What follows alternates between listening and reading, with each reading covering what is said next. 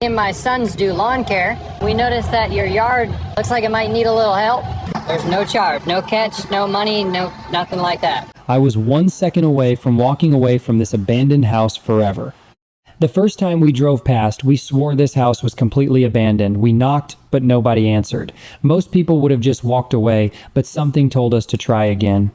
A few days later, we returned, and thank God we did, because the door slowly opened. Meet Elias. The heartbreaking reality? He had been living in total isolation for nearly a decade. Cars drove past every single day, neighbors walked their dogs right out front, yet everyone just ignored the massive jungle swallowing this property.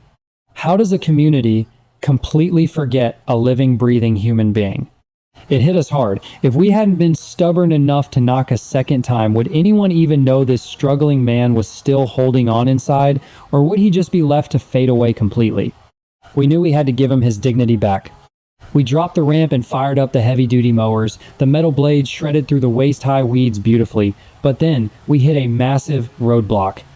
The front walkway had completely vanished. It was buried under thick, waterlogged clumps of mud and deeply woven roots. When we pushed the mowers forward, the soggy mess instantly jammed our blades. The machines choked, sputtered, and completely stalled out. So, we killed the engines and got down in the freezing mud. Using shovels and our bare hands, we physically ripped the heavy, soaking wet turf away piece by piece. It was back-breaking work.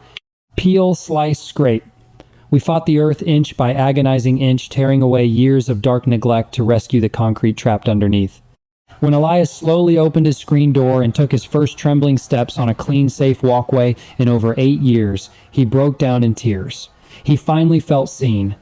If you believe no one should ever be forgotten by their own neighbors, comment the word compassion.